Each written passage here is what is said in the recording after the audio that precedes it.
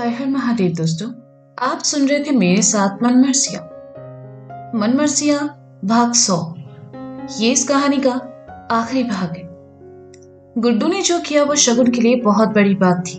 उसकी आंखों में आंसू थे, लेकिन खुशी की। अमूमन लोग जब गलतियां करते हैं तो माफी मांगते हैं और सब भूल जाते हैं, पर शायद गुड्डू ऐसा नहीं था। उससे बार बार ये एहसास हो रहा था कि उसने शगुन के साथ जो किया वो गलत था। शगुन का प्यार और परवाह देखकर उसे एहसास हो चुका था कि इस दुनिया में शगुन से ज्यादा उसे कोई और लड़की प्यार नहीं कर सकती, और अब बस वह अपना प्यार सारा शगुन को देना चाहता था। उसे इतना प्यार देना चाहता था कि शगुन सब भूलकर बस खुश रहे। गुड्डू बाहर चला आया। कुछ देर बाद शगुन भी बाहर चली आई। उसने गुड्डू को देखा। वह पारस के साथ खड़ा बातें कर रहा था। गोलू और पिंकी साथ खड़े थे। उन्हीं के साथ सोनिया भी खड़ी थी। शगुन वहीं चली आई और गोलू से कहा, सब ठीक है ना गोलू जी? गोलू ने जैसे ही शगुन को देखा तो देखता ही रह गया। पिंकी सोनिया की नजरें भी शगुन पर ठहर गई। आज शगुन इतनी प्यारी लग रही थी कि उसे देखने वाले भी, भाभी का लग रही हो आप, मतलब आज तो हमारे गुड्डू भैया घायल हो जाएंगे आपको देख के, गोलू ने कहा। क्या गोलू जी, आप भी अब इतनी भी सुंदर नहीं लग रही मैं, शगुन ने मुस्कुरा कर कहा। अरे हम सच कह रहे हैं, यहाँ मौजूद किसी से भी पूछ लो, बिल्कुल माँ पार्वती लग रही हैं, लेकिन आपके महादेव कहीं नजर नहीं आ रहे। कहते हुए गोलू ने इधर उधर नजर दौड़ाई। कुछ ही दूर गुड्डू उसे दिखाई दिया तो उसने आवाज दी, अरे गुड्डू भैया यहाँ आना। गुड्डू गोलू के पास चला आया। वह बिल्कुल शगुन के सामने खड़ा था। जितना अपनी नजरों को बचाने की कोशिश करता उतनी ही वे शगुन पर चली जाती। गुड्डू को चुप देखकर गोलू ने कहा, अच्छा ये बताओ कैसी लग रही है हमारी भाभी? हमें तो लगता है गोलू आज इनको हमारी नजर लग जाएगी, गुड्डू ने शगुन को प्यार भरी नजरों से देखते हुए कहा। तो का ख्याल है, दोबारा फेरे पड़वा दे फिर? दुल्हन भी है, दूल्हा भी है, मौका भी है, गोलू ने शरारत से कहा। तो शगुन वहां से जाने लगी। गुड्डू ने सबके सामने ही शगुन का हाथ पकड़कर उसे रोक लिया। शगुन की धड़कनें बढ़ गई, लेकिन उसने अपनी भावनाओं को अपने चेहरे पर आने नहीं दिया और कहा, गोलू जी अपने दोस्त से कहिए थोड़ा अपने जज्बातों पर काबू रखे। गोलू जी अपनी भाभी जी से कहिए हम तो नहीं रखेंगे, अब हमारी पत्नी इतनी खूबसूरत है तो इमा हमारी क्या गलती? गुड्डू ने भी शरारत से कहा। गोलू जी इनसे कहिए मेरा हाथ छोड़े, शगुन ने कहा, लेकिन तब तक गोलू, पिंकी और सोनिया उन दोनों को अकेला छोड़कर जा चुके थे। छोड़ने के लिए हाथ नहीं पकड़ा है शगुन गुप्ता, कहते हुए गुड्डू शगुन के करीब आया। उसने इधर उधर देखा, सब अपनी धुन में मस्त थे। गुड्डू ने मौके का फायदा उठाया और धीरे से अपने होठों को शगुन के गाल से छूकर कहा, बहुत अच्छी लग रही हो। कहकर गुड्डू अनजान बनकर वहां से चला गया। शगुन तो अपने गाल को हाथ लगाए वहीं खड़ी रह गई। एकदम से गुड्डू बहुत सीरियस हो जाता था और एकदम से ही इतना रोमांटिक कि शगुन के लिए उसे समझ पाना अब थोड़ा मुश्किल हो रहा था। प्रीति दुल्हन बन चुकी थी और उस दुल्हन के जोड़े में वह बहुत ही प्यारी लग रही थी। उसने वेदी को भी तैयार करवा दिया। कुछ देर बाद ही उन्हें लेने बाहर गाड़ी आ गई। वेदी अंदर ही अंदर अमन के बारे में सोच रही थी, लेकिन अमन नहीं आया। वो इतनी पगली थी कि उसने अमन का लव प्रपोजल एक्सेप्ट कर लिया, लेकिन उसका नंबर तक नहीं लिया। प्रीति ने उसे परेशान देखा तो कहा, क्या हुआ वेदी, कल से देख रही हूँ तुम खुश नहीं हो, कोई बात है तो मुझे बताओ ना। नहीं कुछ नहीं, चलो चलते हैं, वेदी ने कहा तो प्रीति अपना लहंगा संभाले उसके साथ बाहर चली आई। बाहर एक गाड़ी खड़ी थी। प्रीति ने देखा वो घर से ही आई है। उसने वेदी से कहा, एक काम करो वेदी, तुम आगे बैठ जाओ, मैं पीछे बैठ जाती हूँ।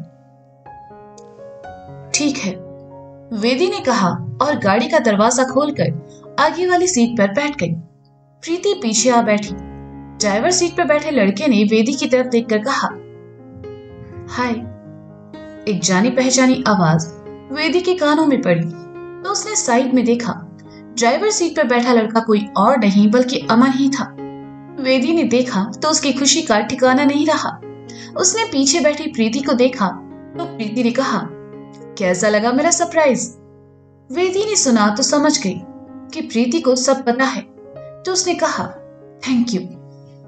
मजे हैं तुम सबके। शादी मेरी है लेकिन गिफ्ट्स तुम सबको मिल रहे हैं। कोई नहीं, ऐश करो, बाद में सबसे वसूल करूंगी मैं, प्रीति ने मुस्कुराते हुए कहा। प्रीति को हमारे बारे में पता है, मैं इनसे कुछ नहीं छुपाता, एंड तुम्हें इतना इंतजार करवाया उसके लिए सॉरी, अमन ने प्यार से वेदी के हाथ पर अपना हाथ रखते हुए कहा।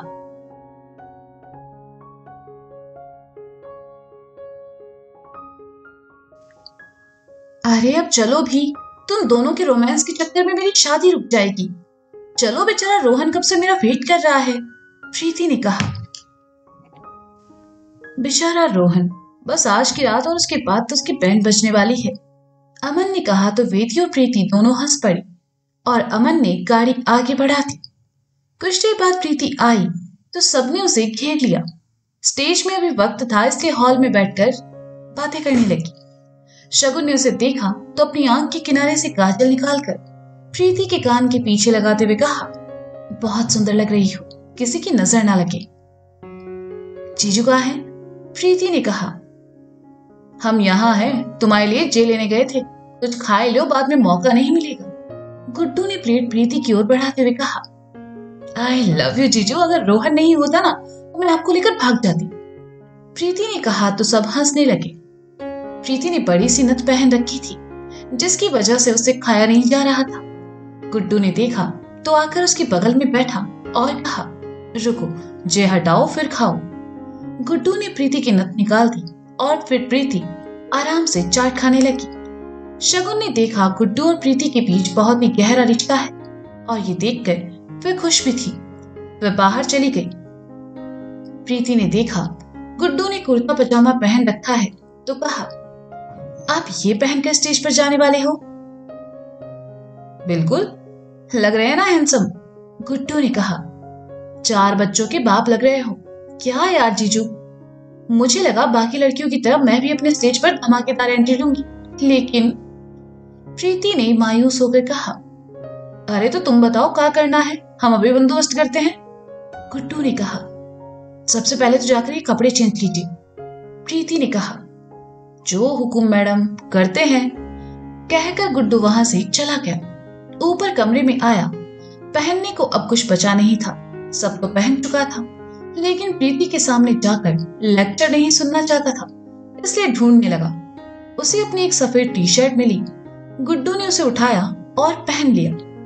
उसके नीचे जींस पहन ली और शीशे में खुद को देखते हुए कहा, नहीं यार, फील नहीं आ रहा। उसने कपड़ों को खंगाला। उसे अपना काले रंग का ब्लेजर मिला। गुड्डू ने उसे निकाला और पहनकर शीशे के सामने आकर खुद को देखा और कहा, जे सही लग रहा है।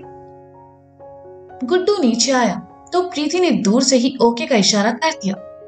रोहन घोड़ी चढ़कर स्टेज की तरफ जाने लगा तो हॉल में बैठे सभी उठकर बाहर चले आए। बस प्रीति बची थी।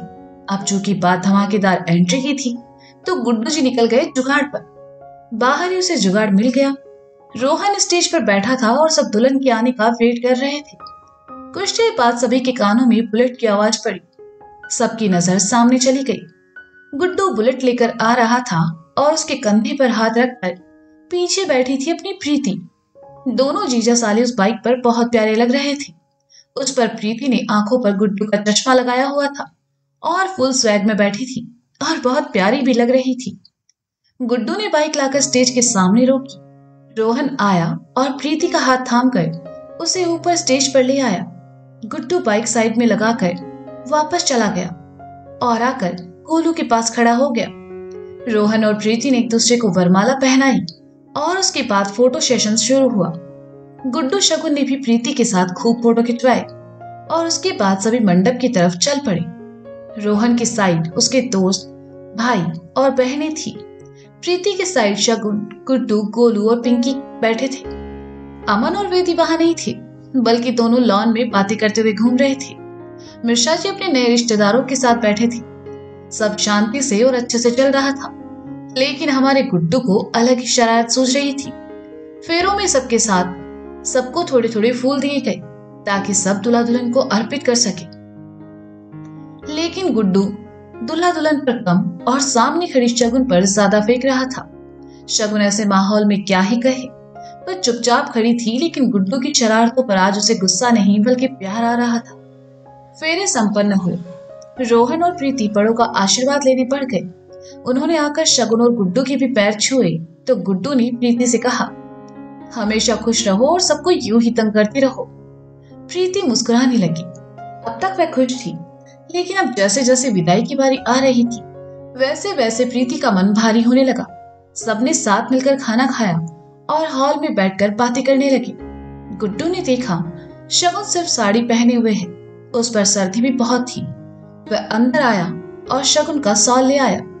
उसने शगुन के पीछे आकर अपने हाथों से शॉल उड़ाते हुए कहा, सबका ख्याल रखती हो, थोड़ा अपना भी रखा करो। शगुन मुस्कुरा उठी। प्रीति की नजर उन दोनों पर थी। अब उसे तसल्ली हो चुकी थी कि गुड्डू शगुन का हमेशा ख्याल रखेगा। विनोद चाचा ने सबके लिए चाय भिजवा दी। सभी चाय पीने लगे। कुछ देर बाद प्रीति ने कहा, ये वेदी कहाँ है? स्टेज के बाद से मैंने उसे देखा ही नहीं। शगुन ने इधर उधर नजर दौड़ाई और फिर गोलू की नजर अचानक से हॉल में पड़ी कुर्सियों पर बैठे अमन और वेदी पर गई और उसने कहा, शगुन भाभी जरा उधर देखिए। शगुन के साथ साथ सबकी नजर उन दोनों पर चली गई। दोनों दुनिया जहां से बेखबर एक दूसरे की आंखों में देख रहे थे। उन्हें ये भी नहीं पता था कि आसपास क्या हो रहा है। गुड्डू उठा और उनके पास चला आया। गुड्डू ने उनके सामने आकर अपना हाथ हिलाया, लेकिन दोनों ने कोई रिस्पॉन्स नहीं दिया। गुड्डू ने अमन के सर पर चपत मारी तो अमन को होश आया। वह गिरते गिरते बचा और कहा, जीजू आप क्या हो रहा है यहाँ? गुड्डू ने पूछा। कुछ भी नहीं भैया, वो अमन हमें बता रहा था अपनी पढ़ाई के बारे में। वेदी ने झिझकते हुए कहा। चलो वहां सब बुला रहे हैं, गुड्डू ने कहा और अमन वेदी को साथ ले आया। सुबह होने वाली थी। सुबह के 7 बजे प्रीति की विदाई होने लगी। सब जमा थे। प्रीति ने अपने आंसुओं को बमुश्किल रोक रखा था। वह सबके सामने हंस रही थी, खिलखिला रही थी, लेकिन जैसे ही शगुन के सामने आई उसके सब्र का बांध टूट गया और वह फूट फूट कर रोने लगी। शगुन भी खुद को नहीं रोक पाई और प्रीति के गले लगकर रो पड़ी। माहौल थोड़ा गमहीन हो गया। सबकी आंखों में आंसू थे। गुप्ता जी की आंखों में भी नमी तैर गई तो रोहन के पापा ने उनके कंधे पर हाथ रखते हुए कहा, चिंता मत कीजिए, आपकी बेटी हमारी बेटी है, हम सब उसका पूरा ख्याल रखेंगे। गुप्ता जी को सुनकर अच्छा लगा कि चलो शगुन के साथ साथ प्रीति का भी घर बस गया और उसे एक अच्छा परिवार मिला। गुड्डू ने देखा प्रीति कुछ ज्यादा ही रो रही थी। विदाई में देर हो रही थी, ये देखकर गुड्डू आगे आया और प्रीति को चुप कराते हुए अपने साथ लेकर गाड़ी तक छोड़ने चला गया। प्रीति को रोहन की बगल में बिठाया तो प्रीति गुड्डू की बाह पकड़कर फिर रोने लगी। यहाँ तो गुड्डू की आंखें भी नम हो गई और उसने कहा, अरे यार प्रीति, हम और शगुन आएंगे ना तुमसे मिलने। कुछ देर बाद प्रीति अपने रोहन के साथ वहां से विदा हो गई। बारात के सभी लोग वहां से जा चुके थे। सभी घर वाले अंदर चले आए। प्रीति की विदाई के बाद शगुन को ज्यादा ही उदास हो गई थी। गुड्डू को उसकी उदासी अच्छी नहीं लगी, लेकिन इस वक्त मेहमानों के बीच वह शगुन से कैसे बात करे। गुड्डू ऊपर कमरे में चला आया। रात भर जागने की वजह से गुड्डू को नींद आने लगी। वह बिना कपड़े बदले ही सो गया।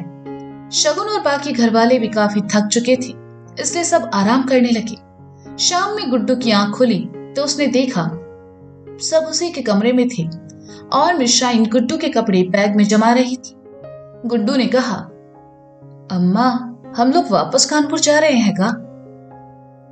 तो कब यहाँ घर बसाने का इरादा है? पास बैठे मिश्रा जी ने कहा, नहीं हमारा मतलब शगुन के पापा भी अकेले हैं तो ऐसे में शगुन को यहीं रहना चाहिए। गुड्डू ने धीरे से कहा, आज सुबह हमारे केशव पंडित जी से बात हुई थी। उन्होंने कल सुबह तुम्हारे और शगुन के लिए सत्यनारायण की पूजा रखवाई है, जिसमें तुम्हारा और शगुन का शामिल होना बहुत जरूरी है। इसलिए शगुन हमारे साथ जाएगी। वो चाहे तो बाद में अपने पापा के घर रहने आ सकती है। मिश्रा जी ने कहा तो गुड्डू ने आगे कोई सवाल नहीं किया, बल्कि वह तो मन ही मन खुश था कि चलो कम से कम शगुन उसके साथ जा रही है। मिश्रा जी ने शगुन और उसके पापा से पहले ही बात कर ली थी इसलिए उन्होंने कोई आपत्ति नहीं जताई। ड्राइवर गाड़ी लेकर तैयार खड़ा था। मिश्रा जी ने गोलू और गुड्डू से सामान रखने को कहा। पीछे पिंकी, गोलू और वेदी बैठ गए। उनसे आगे वाली सीट पर मिश्राइन, गुड्डू और शगुन, और सबसे आगे ड्राइवर के बगल में हमारे मिश्रा जी। सबसे विदा लेकर उसी शाम वे कानपुर के लिए निकल गए। कानपुर, उत्तर प्रदेश। देर रात सभी कानपुर पहुंचे। मिश्रा जी के कहने पर गोलू और पिंकी भी वहीं रुक गए। वेदी, पिंकी और शगुन वेदी के कमरे में जाकर सो गई और गोलू गुड्डू के साथ उसके कमरे में चला आया।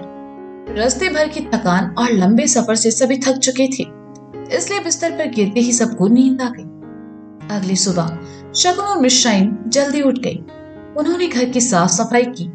मिश्राइन ने शगुन को एक नया जोड़ा और नए गहने पहनने को दी और तैयार होकर आने को कहा। शगुन चली गई। मिश्रा जी भी उठ चुके थे और नहाकर आ चुके थे। उन्होंने घड़ी में टाइम देखा। केशव पंडित के आने का वक्त हो चुका था।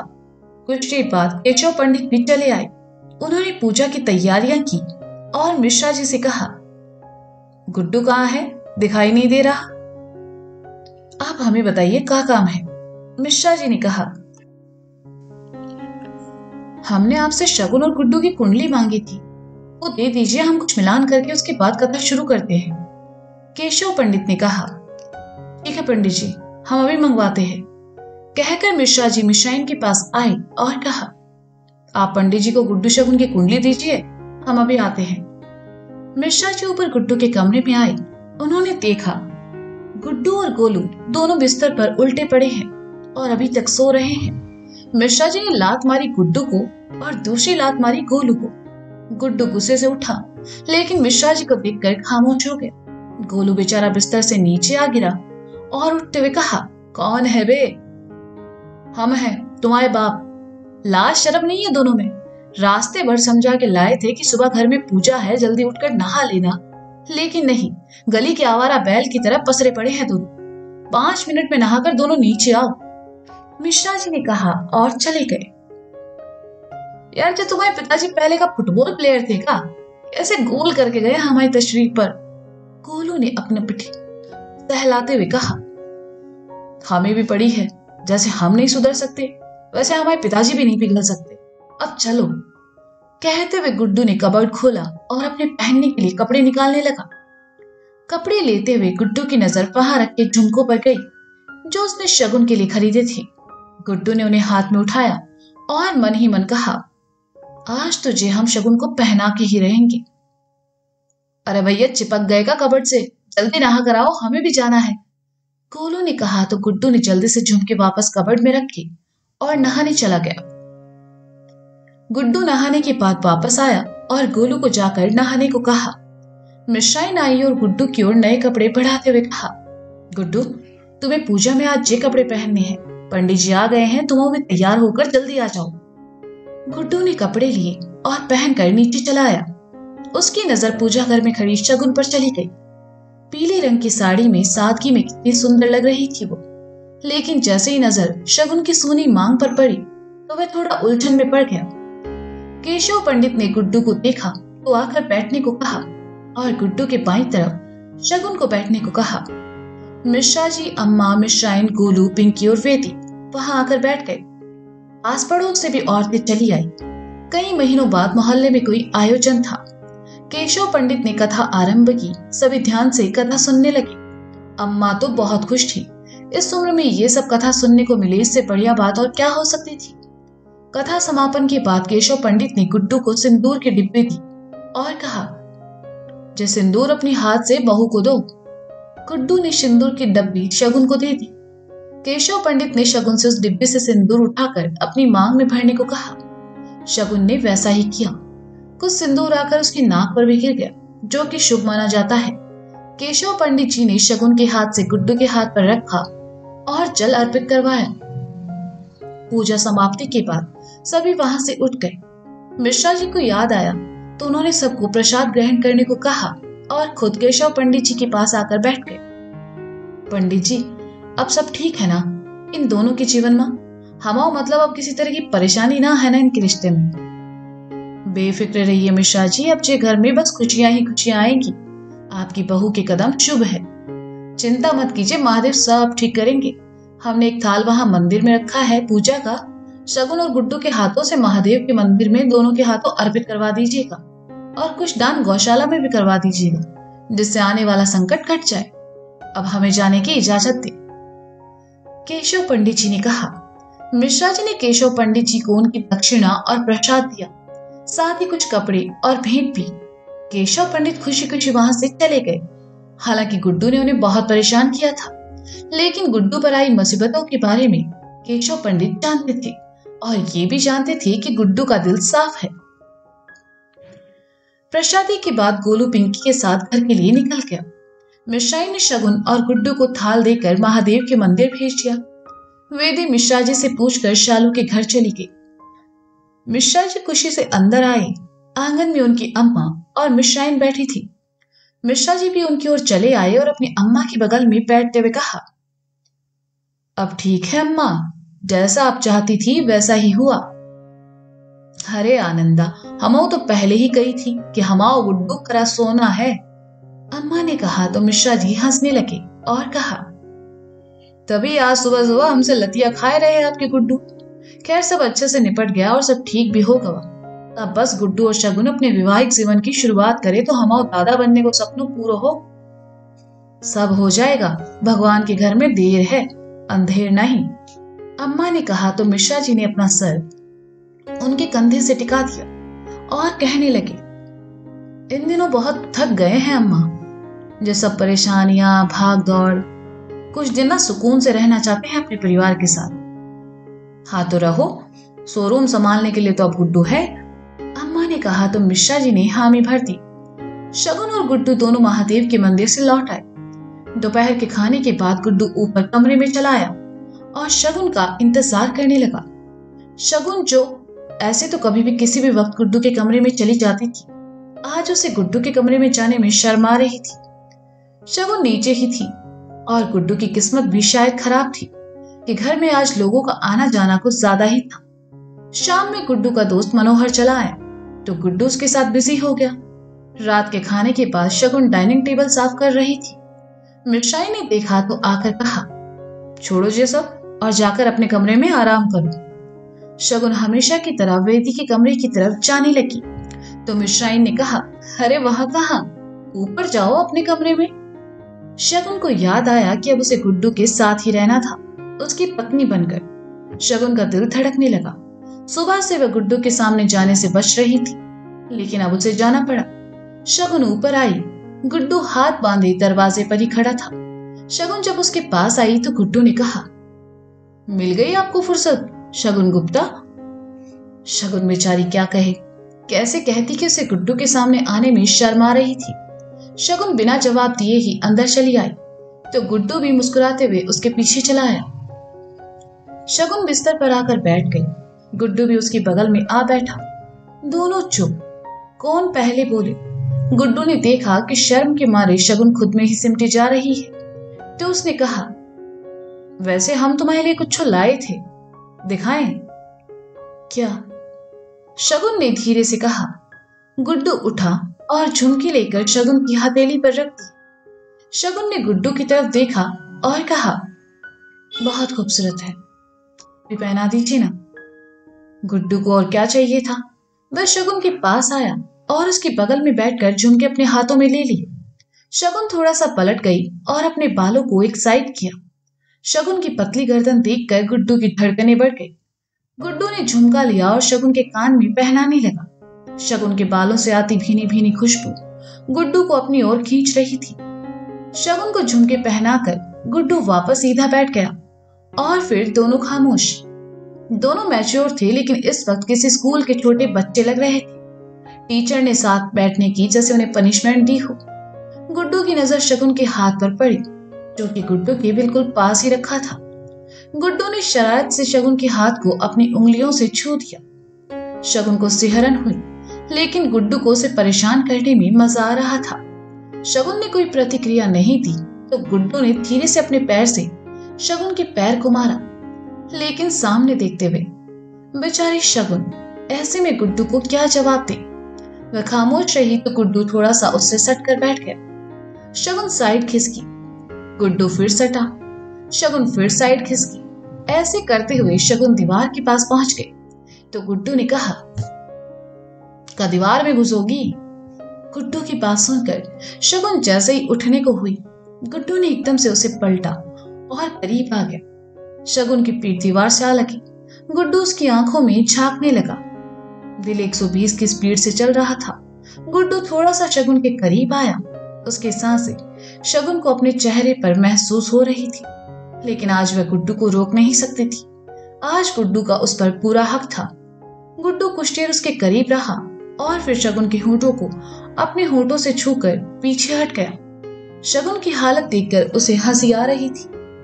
गुड्डू शगुन के सामने बैठा, प्यार से उसे देखता रहा और कहा, वैसे तुमने हमें बहुत परेशान किया है, उन सब का बदला लेंगे हम। आप ऐसे मनमर्जी नहीं कर सकते, शगुन ने कहा। मनमर्जी तो हम करेंगे शगुन गुप्ता, और तुम हमें रोक भी नहीं पाओगी। कहा है जब तक इश्क में मनमर्जियां ना हो तब तक इश्क में वो बात नहीं रहती, गुड्डू ने कहा। किसने कहा मुझे आपसे इश्क है? शगुन ने पूछा। किसी के कहने की जरूरत ही नहीं है। हम जानते हैं, तुम जानती हो, हमारे महादेव जानते हैं कि तुम्हारे पहले और आखिरी इश्क तो हम ही है, गुड्डू मिश्रा, और अब से तुम कहलाओगी मिसेस गुड्डू। कहते हुए गुड्डू ने शगुन की गोद में अपना सर रख दिया। शगुन मुस्कुरा उठी, क्योंकि वो जानती थी कि दुनिया इधर की उधर हो जाए, उसके गुड्डू मिश्रा नहीं सुधरेंगे। वह झुकी और गुड्डू के होंठों को अपने होंठों से छूकर धीरे से कहा, मैं मिसेस गुड्डू कहलाने के लिए तैयार हूं मिश्रा जी। ये सुनकर गुड्डू को शर्म आ गई। दोनों एक दूसरे का हाथ थामे अपनी जिंदगी के सबसे खूबसूरत पलों को एक दूसरे से जाहिर करने लगे। तो दोस्तों, ये था मनमर्जियां भाग अंतिम, और ये कहानी यही खत्म होती है। लेकिन मैं वादा करती हूँ कि इस कहानी का आखिरी सीजन यानी सीजन 3 जल्दी ही आएगा, वो भी इसी साल। तो मिलते हैं नेक्स्ट सीजन के साथ। तब तक के लिए शुक्रिया, बाय बाय और हर हर महादेव।